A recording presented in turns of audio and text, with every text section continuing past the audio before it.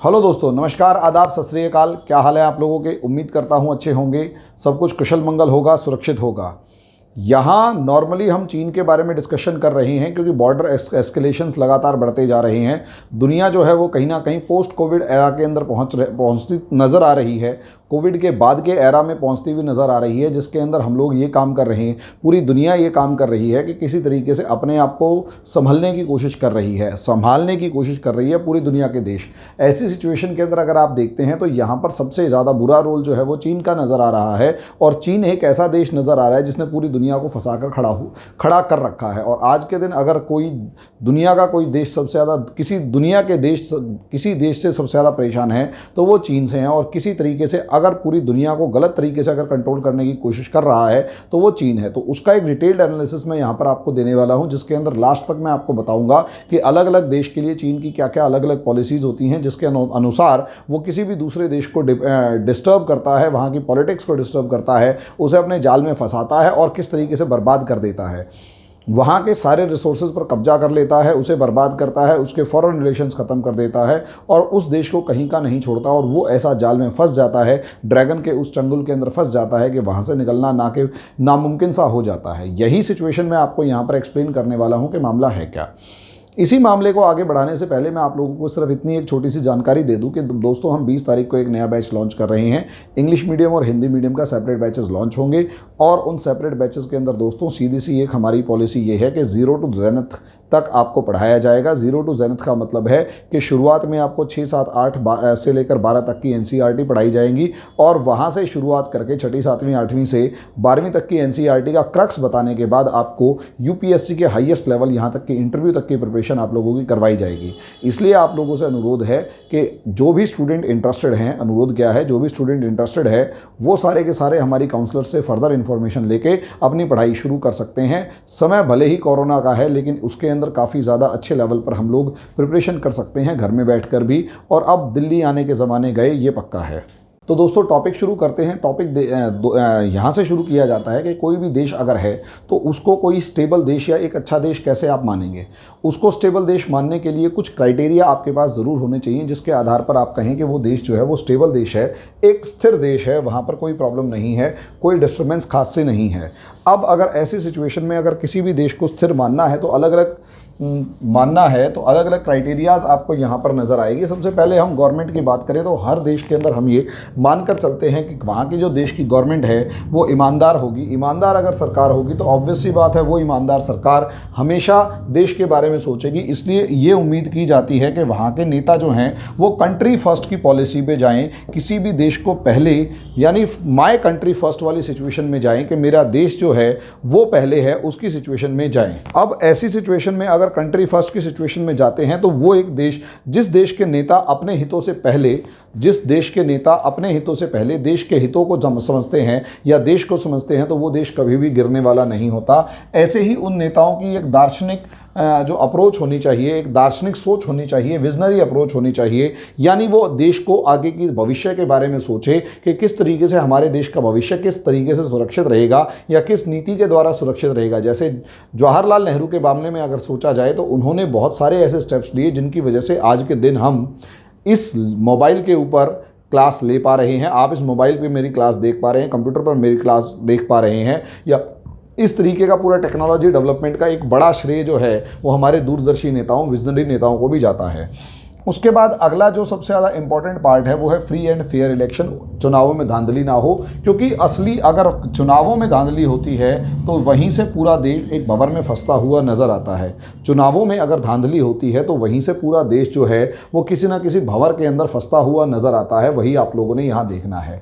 देश तरक्की तभी कर पाएगा जब आंतरिक सुरक्षा हो, इंटरनल स्टेबिलिटी हो, इंटरनल जो है वो शांति हो। अगर आंतरिक शांति नहीं है, देश के अंदर लोग धर्म जातवाद के नाम पर या एक दूसरे से जाति, धर्म, प्रजाति इन सब के नाम पर आपस में लड़ रहे हैं तो वो देश कभी भी तरक्की नहीं कर सकता। और सबसे बड़ी बात यह है अपने पड़ोसियों के साथ उस देश के कैसे संबंध हैं ये भी मायने रखता है कि वो अगर देश अपने पड़ोसियों के साथ शांति से रह पा रहा है और उसके पड़ोसियों उसके साथ किसी तरीके के भेदभाव नहीं है या ज़्यादा कोई प्रॉब्लम्स नहीं है तो वो देश भी अच्छी खासी तरक्की करता हुआ नज़र आता है। ये एक नॉर्मली मानना है। अब ऐसी सिचुएशन के अंदर अगर आप लोग देखते हैं तो यहाँ पर अगली सिचुएशन ये आ जाती जाती है कि चाइना, यहाँ जैसे ही किसी भी देश के अंदर चाइना एंटर करता है तो चाइना को असलियत में चाइना की, जैसे आपके प्रधानमंत्री भी बोलते हैं और किसी भी स्कॉलर से अगर पूछ लिया जाए तो वो जो विदेश नीति का जो स्कॉलर है, विद्वान है, वो आपको यही कहेगा कि चीन जो है वो एक्सपेंशनिस्ट पॉलिसी यानी विस्तारवादी नीति अपनाता है। विस्तारवादी नीति का मतलब ये होता है कि वो लगभग किसी भी देश से अगर संबंध बनाएगा, अगर चीन किसी भी देश से संबंध बनाएगा, किसी भी तरीके से संबंध बनाएगा, तो वो उसके पीछे सब कुछ ऑब्जेक्ट्स होते हैं, ऑब्जेक्टिव होते हैं, और उस ऑब्जेक्टिव को पूरा करने के बिहाफ पर ही वो संबंध बनाता है। अब दोस्तों, वो उद्देश्य यानी ऑब्जेक्टिव्स क्या हैं, इन्हें थोड़ा सा समझ लीजिएगा। वो उद्देश्य यानी ऑब्जेक्टिव्स क्या हैं वो समझ लीजिए। तो सबसे पहला उद्देश्य यानी सबसे पहला ऑब्जेक्टिव होता है उसका कि सबसे पहले उस देश के अंदर एक पपेट गवर्नमेंट यानी एक कठपुतली सरकार बिठाई जाए, ताकि वो सरकार सिर्फ और सिर्फ चीन के कहने पर चले, चीन के कहे अनुसार चले, सब चीज़ें उसी के अनुसार कहे, यानी चीन से पूछ कर ही। जैसे कि यहाँ पर आपको सबसे बढ़िया एग्जाम्पल यहाँ पर आपको अगर देखना है तो यहाँ पर नेपाल का आपको गवर्नमेंट का एग्जाम्पल सबसे बड़ा दिखाई देगा। आगे आगे मैं इन सब के एग्जाम्पल्स देने वाला हूँ। दूसरा, उस देश को डेट नेट के ट्रैप में फंसा लीजिए, जिसे आप नॉर्मली आजकल डेट ट्रैप कहा जाता है, जिसे आप डेट ट्रैप कहते हैं, यानी कर्ज का जाल कहते हैं। और इसका एग्जाम्पल जो है वो श्रीलंका है। इसे मैं आगे धीरे धीरे एक्सप्लेन करने वाला हूँ।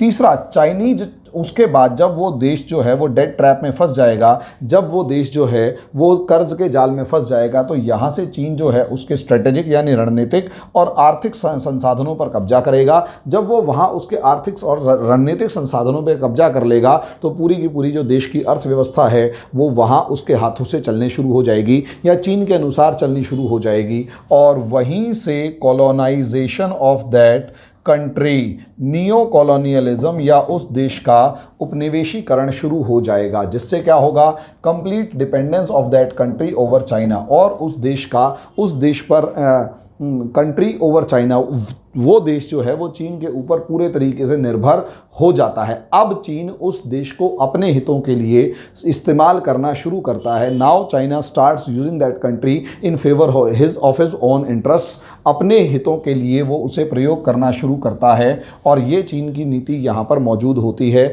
या चीन की ये नीति यहाँ पर दिखाई देती है। तो अगर आप यहाँ पर देखते हैं, अंतर्राष्ट्रीय संबंधों को भी चीन के हितों के अनुसार ही देखा जाता है कि किस तरीके से वो जो अंतर्राष्ट्रीय संबंध हैं, इंटरनेशनल रिलेशंस हैं उस देश के, वो चीन के अकॉर्डिंग ही डिपेंडेंट होते हैं और किसी के अकॉर्डिंग नहीं होते। तो सोचने वाली बात है दोस्तों, यहाँ जैसे ही चीन की एंट्री होती है वो पहले दिन ही इन सब डायमेंशंस के ऊपर काम करना शुरू कर देता है। और इसके लिए वो हथकंडे क्या अपनाता है, तो वो देखिएगा, tools of China to achieve these objectives, it's objectives. वो सबसे पहले टूल्स क्या ऑब्जेक्टिव अपनाएगा, सबसे पहले पॉलिटिकल कंट्रोल इस्टेब्लिश करने की कोशिश करेगा। दोस्तों, यहीं से कलेश शुरू होता है कि पॉलिटिकल कंट्रोल में सबसे बड़ी बात क्या होती है, इलेक्शंस।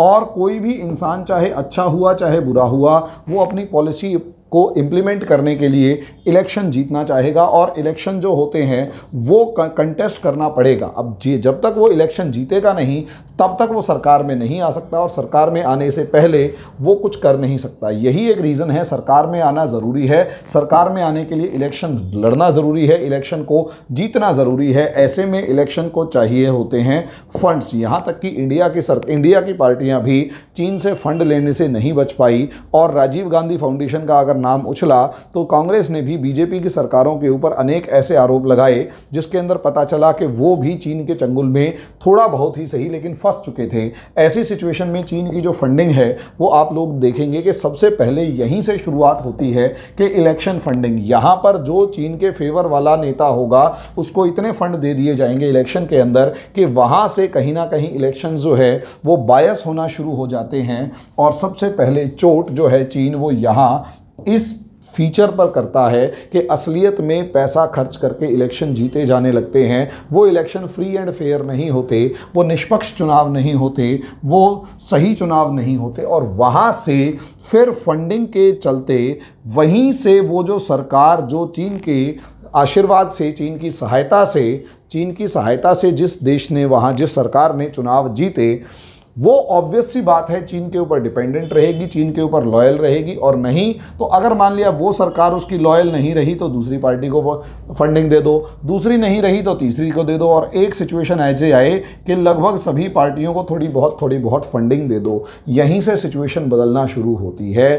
यहाँ से इलेक्शंस के अंदर छोटे से एक फ्रॉड से जो सिचुएशन शुरू होती है वो बढ़ते बढ़ते इस तरीके से चली जाती है कि उस देश की लगभग हर पार्टी इलेक्शन लड़ने के लिए चीन की फंडिंग के ऊपर डिपेंडेंट होती है। यानी अब चाइना की जो भी उस देश की पार्टीज होती हैं, चाहे वो नेपाल हो गया, चाहे वो श्रीलंका हो गया, नेपाल और श्रीलंका और पाकिस्तान आज के दिन इसके 3 एग्जाम्पल सबसे बड़े हैं जो चीन के कंट्रोल में है। नेपाल की जो मेन कम्युनिस्ट पार्टी है वो पीएम केपी शर्मा ओली को आप देख सकते हैं। श्रीलंका के साथ तो अगर आप देखेंगे तो श्रीलंका की लगभग सभी पार्टियों का चीन के साथ एक सामंजस्य लगभग स्थापित होता हुआ सा नज़र आ रहा है। और अभी थोड़े ही दिन पहले खबर आई है कि चीन ने कहीं ना कहीं, चीन की कम्युनिस्ट पार्टी ऑफ चाइना ने श्रीलंका की लगभग सभी पार्टीज़ के साथ एक मीटिंग करी और उस मीटिंग में एक्सचेंज ऑफ आइडियाज़ किया गया। अब वो क्या एक्सचेंज ऑफ आइडियाज़ था वो कुछ नहीं था, जो भी रहा हो इसका मतलब ये है कि कहीं ना कहीं हर पार्टी के साथ चीन के संबंध होते हैं। संबंध होने में बुराई नहीं है, लेकिन उन संबंधों का इलेक्शन की फंडिंग से अगर तार जुड़ते हों तो बहुत खतरे वाली बात है। यहाँ तक कि इंडिया को भी यहाँ पर संभल जाना चाहिए। अगर राजीव गांधी फाउंडेशन के ऊपर सवाल उठ रहे हैं और दूसरी तरफ बीजेपी के ऊपर भी सवाल उठ रहे हैं कि दोनों की दोनों पार्टियों ने इलेक्शन के लिए चीन से पैसे लिए, तो वो आपके देश के लिए बहुत ज़्यादा बड़ा खतरा है। ऐसी सिचुएशन में पॉलिटिकल कंट्रोल के ऊपर काम करना बहुत ज़्यादा ज़रूरी होता है। मतलब चाइना हमेशा पॉलिटिकल कंट्रोल के ऊपर काम करता है। सरकार कोई भी आए वो कहीं ना कहीं चाइना के फंड्स के ऊपर ही डिपेंडेंट होती है, चीन के फंडिंग के ऊपर ही डिपेंडेंट होती है। बात समझ में आ रही है? अब यहीं से सिचुएशन जो है वो बदलनी शुरू होती है। अब उस पॉलिटिकल फंडिंग के साथ साथ असलियत में उस सरकार को काम करके दिखाना होता है। तो चीन अब उस सरकार को कहेगा एक काम कीजिए, आपके इंफ्रास्ट्रक्चर डेवलपमेंट के ऊपर मैं हेल्प कर देता हूँ, मैं आपका इंफ्रास्ट्रक्चर डेवलपमेंट करता हूँ, मैं आपके ब्रिजेस बना दूंगा, रोड बना दूंगा, पोर्ट बना दूंगा। पैसा चाहिए और डेवलपमेंट के लिए जो भी आपको फंड्स चाहिए मैं आपको देता हूँ और जल्दी दूंगा, वर्ल्ड बैंक से IMF से ज़्यादा तेज़ी से दूंगा। ऐसी सिचुएशन में यहाँ पर पॉलिटिकल करप्शन करने के साथ साथ वो इकोनॉमिक हेल्प के नाम पर डेट ट्रैप यानी कि एक कर्ज का जाल बुनना शुरू करता है और इस डेट ट्रैप के अंदर कोई भी देश आराम से फंस जाता है। भाई आपके पास कोई पावर नहीं है, आम आदमी सिर्फ वोट डाल के घर आ जाता है। असलियत में जो डील करने वाले हैं वो ये नेता लोग हैं। अब ये नेता लोग ही अगर बिक जाते हैं तो उस देश का कुछ भी नहीं हो सकता, ये समझ लीजिए। उस देश का फिर कुछ नहीं हो सकता। अगर मान लिया वहाँ पर एक स्ट्रॉन्ग पॉलिटिकल पार्टी है और पॉलिटिकल कंट्रोल चाइना उस देश पर इम्प्लीमेंट नहीं कर पा रहा, और इसका सबसे बड़ा एग्जांपल जो है वो म्यांमार है। मैं इसके ऊपर कल ही एक वीडियो बना चुका हूँ जिसके अंदर आप म्यांमार को देखेंगे कि किस तरीके से उसको डेट ट्रैप में फंसाया, लेकिन पॉलिटिकल पार्टी वहाँ की जो है वो उसके चंगुल में नहीं फंस पाई। और यही रीज़न है अब उसको डिस्टेबलाइज करने के लिए उस कंट्री को टेरर फंडिंग करने का आरोप लगाया गया।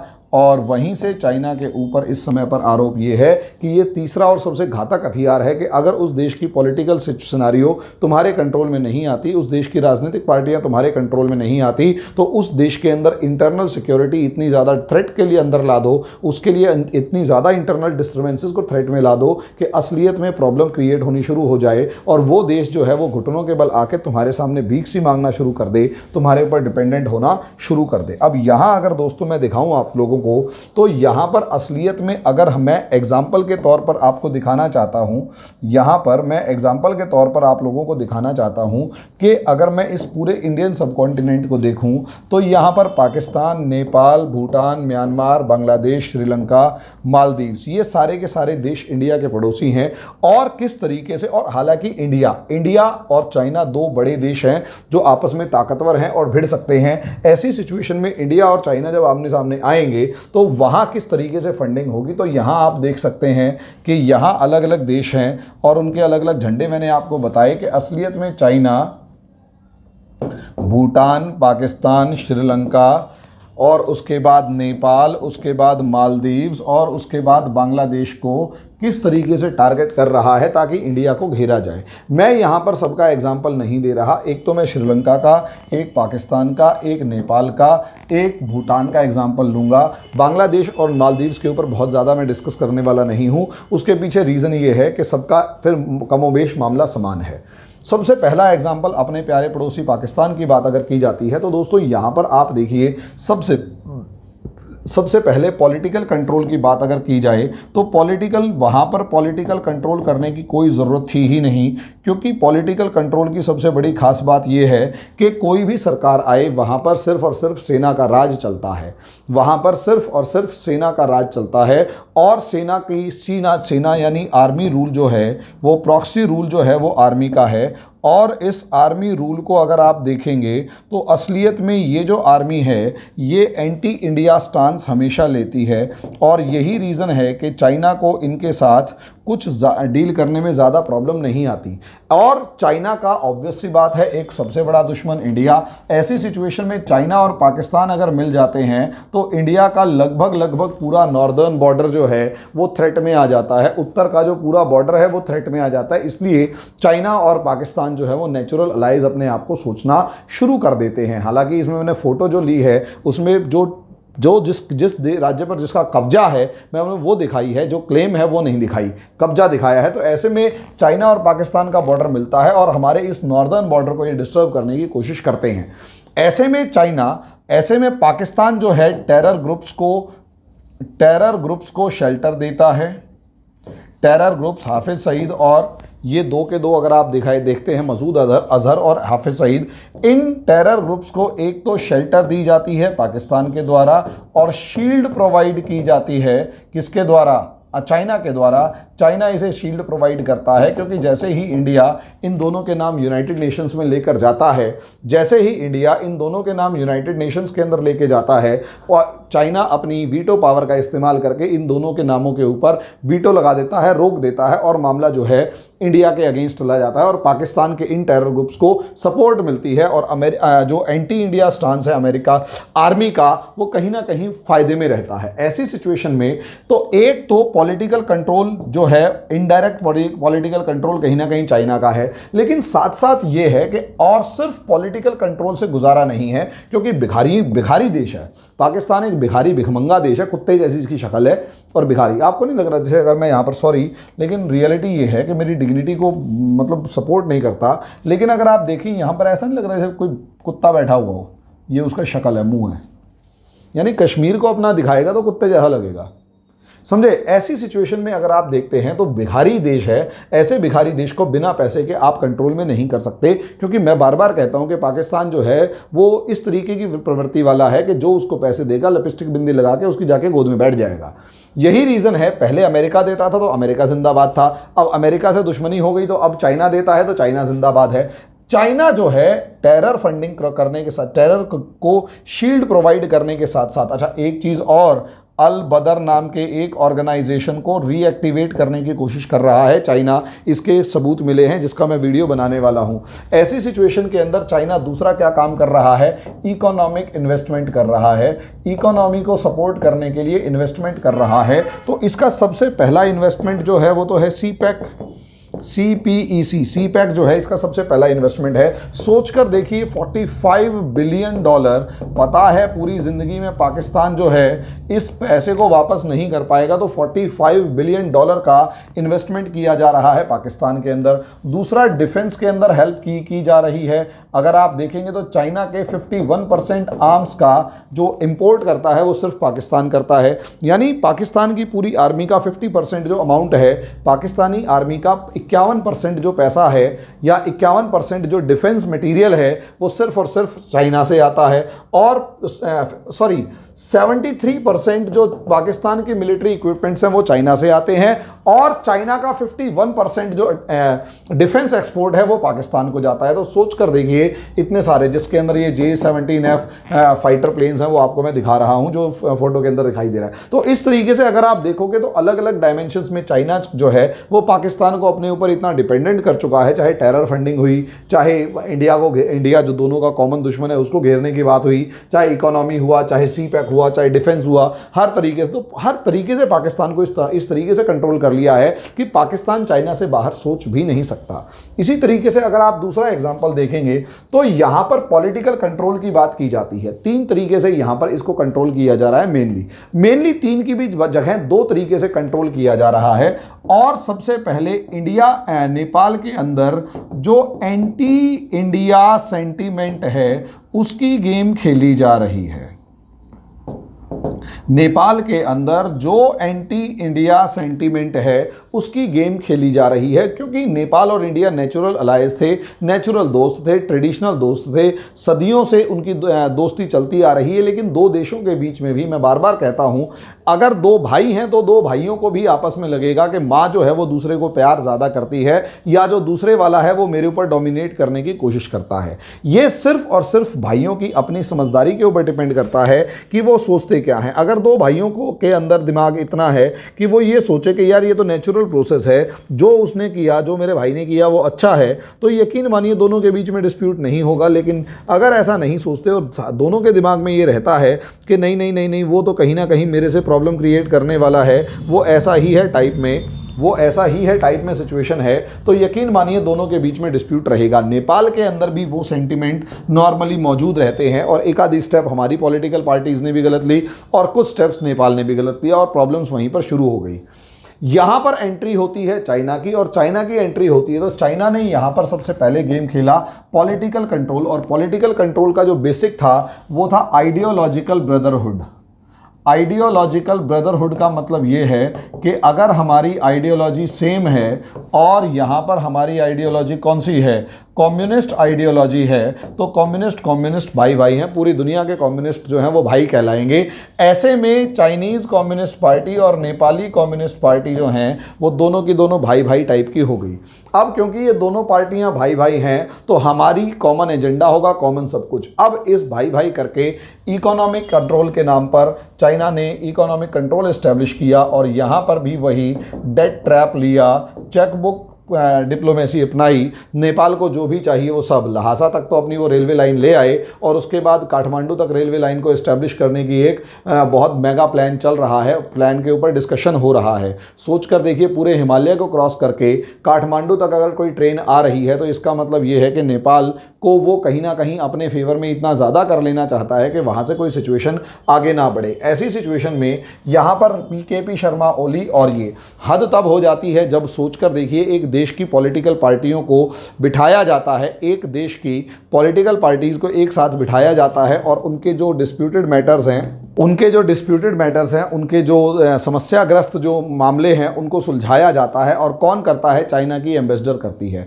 सोचकर देखिए, एक देश की एम्बेसडर दूसरे देश की राजनीतिक जो सरकार है उसको गिरने से बचाती है, तो किस तरीके की कठपुतली सरकार यहाँ पर स्थापित की गई होगी, किस तरीके की यहाँ पर एक जैसे कहते हैं कि पपेट गवर्नमेंट यहाँ पर इस्टेब्लिश की गई होगी। और सोचकर देखिए, नेपाल के साथ चाइना के रिलेशंस तभी स्ट्रांग हो सकते हैं जब इंडिया के जो एंटी इंडिया सेंटीमेंट्स हैं वो अपने पीक पर हों, क्योंकि नेपाल 2 ही तो देशों से गिरा हुआ है, या तो चीन से या इंडिया से। ऐसे में या तो चीन के समर्थक मिलेंगे या इंडिया के समर्थक मिलेंगे। ऐसे में एंटी इंडिया सेंटीमेंट को अगर मजबूत बनाए रखना है तो कुछ ना कुछ ऐसा करना पड़ेगा जिसकी वजह से समस्या क्रिएट की जाए। और यही रीज़न है, उस समस्या को क्रिएट करने के लिए नेपाल ने जानबूझकर काला पानी विवाद जो है, काला पानी जो इशू है वो इस तरीके से खड़ा किया कि ऐसा लगा कि इंडिया ने उसकी ज़मीन को कैप्चर कर लिया, और यहाँ तक कि कॉन्स्टिट्यूशनल अमेंडमेंट भी कर दिया। सोच कर देखिए, यहाँ तक कि कॉन्स्टिट्यूशनल अमेंडमेंट भी कर दिया, संविधान में संशोधन भी कर दिया।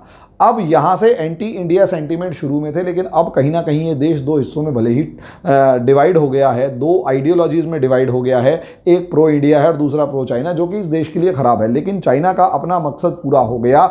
अपना मकसद ये पूरा हो गया कि चीन उसके कर्ज के जंजाल में फंस चुका है, और जो नेपाल है नेपाल उसके कर्ज के जंजाल में फंस चुका है, और नेपाल की इंडिया से कोई ना कोई 36 का आंकड़ा स्थापित हो गया है। यही तो चीन चाहता था और वो उसको मिल गया।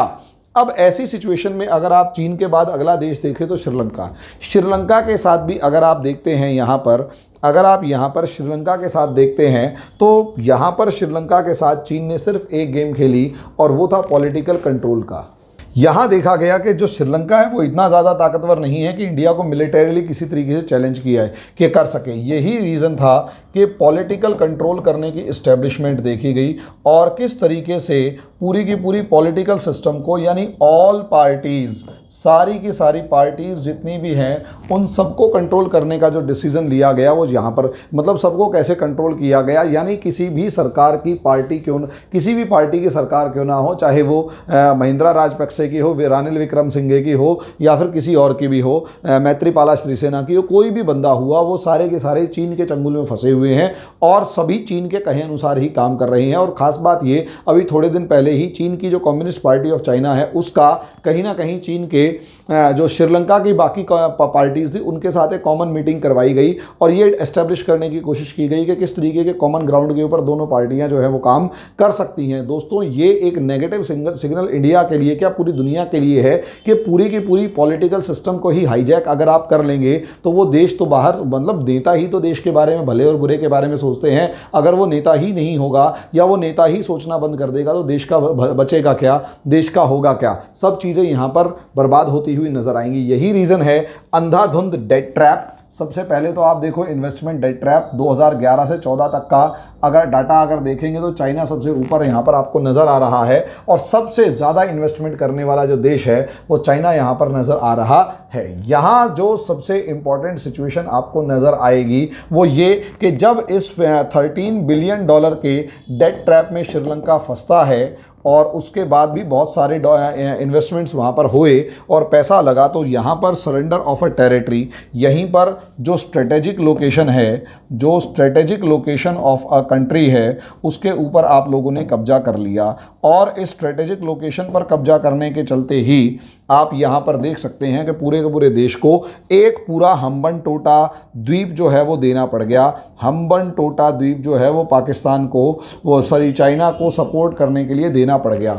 यही सबसे बड़ी किसी भी देश की क्रिटिकल सिचुएशन होती है और चीन ऐसा करता है, पहले पॉलिटिकल सिचुएशन को अपने फेवर में लाओ और उसके बाद अगर वो पॉलिटिकल सिचुएशन मान जाती है तो उसे कर्ज के जंजाल में फंसाओ। लेकिन अगर ऐसा क्या हो, अगर वो पॉलिटिकल जो पार्टी है वो आपके, या वहाँ की पॉलिटिकल सिचुएशन जो है वो आपके फेवर में नहीं आ पा रही, यानी वहाँ के लीडर जो हैं वो विजनरी हैं, वो लीडर्स जो हैं वो चाइना की चाल को पहचान पा रहे हैं, तो आप क्या करेंगे?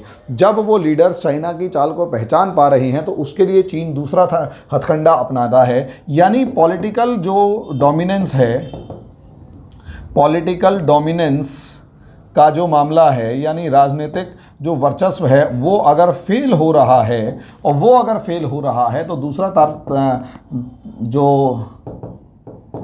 तरीका अपनाया जाता है वो है टेररिस्ट को। यहीं अगर आप देखेंगे तो म्यांमार आजकल शिकायत कर रहा है कि चाइना जो है वो अराकान आर्मी को सपोर्ट कर रहा है, उनको हथियार भेज रहा है। चाइना जो है वो रोहिंग्याओं को सपोर्ट कर रहा है। चाइना जो है वो वाह आर्मी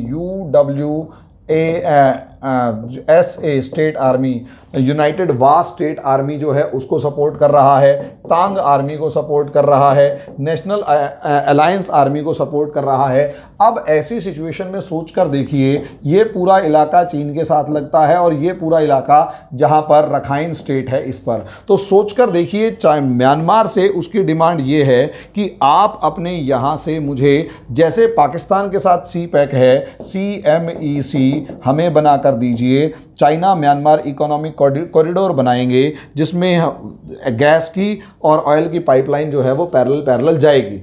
ऐसी सिचुएशन में म्यांमार जो है वो हो सकता है मान रहा है, भाई मान भी रहा है, और रंगून से लेकर मांडले तक भी वो रोड कंस्ट्रक्शन करने की, डेवलप करने की बात कर रहा है ताकि चीन को यहाँ पर क्रॉस करने का मौका मिल जाए। लेकिन टर्म्स इस तरीके से हैं कि वहाँ की पॉलिटिकल जो सिस्टम है, वहाँ की राजनीतिक व्यवस्था जो है वो चीन की शर्तों को मानने के लिए तैयार नहीं है। अब वहाँ की राजनीतिक व्यवस्था चीन की शर्तों को नहीं मान रही, तो उस राजनीतिक व्यवस्था को घुटनों के बल लाने के लिए चीन ने तरीका क्या अपनाया? Terrorist funding. और टेररिस्ट फंडिंग किस तरीके से कि दबा के उन मतलब सोच कर देख लीजिए कि United vast state army UWSA को तो कॉम्बैट हेलीकॉप्टर्स तक दे दिए गए जो चाइना के बने हुए हैं। चाइनीज़ हेलीकॉप्टर अगर UWSA को दे दिए जाएंगे कि आप मारो जितना मार सकते हो, और आज नहीं 2013 को ही, तो ये हेलीकॉप्टर किसके अगेंस्ट इस्तेमाल होंगे दोस्तों? सोच सकते हो, ये हेलीकॉप्टर म्यांमार की आर्मी के अकॉर्डिंग ही इस्तेमाल होंगे। यानी किसी स्टेट को अगर आपने कमज़ोर करना है तो वहाँ पर इंसर्जेंसी फैला दो, वहाँ पर टेररिस्ट ग्रुप फैला दो, और तो वो देश अपने आप ही कमज़ोर हो जाएगा। और यहाँ पर चाइना यही कर रहा है।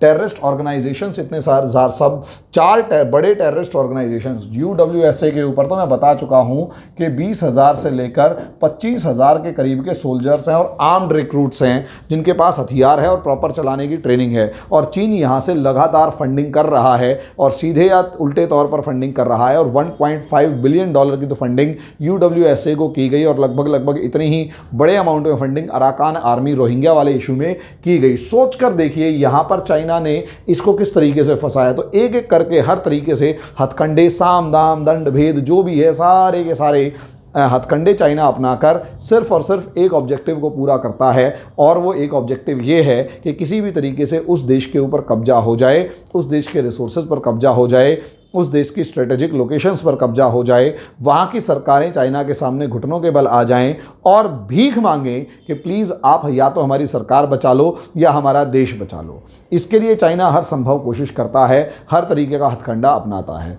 तो दोस्तों ये मैंने 3-4 एग्जाम्पल दिए कि क्या क्या पॉलिसीज़ हो सकती है। इन सब चीज़ों को आप देखेंगे प्रॉपरली, कोई ऐसी प्रॉब्लम नहीं है। जो भी हो, मेरी इन्फॉर्मेशन जो आपकी बैच के मामले में है वो भी आपके सामने है, और सब चीज़ें हैं। अभी के लिए मैं आपको इतना चाइना की जो बेसिक इन्फॉर्मेशन है वो भी दे रहा हूँ। यही इन्फॉर्मेशन है, और उसके बाद जिसको भी फर्दर इन्फॉर्मेशन की ज़रूरत होगी वो मैं अगले वीडियोज़ के अंदर लगातार बनाता रहूँगा। अभी के लिए इतना ही, धन्यवाद।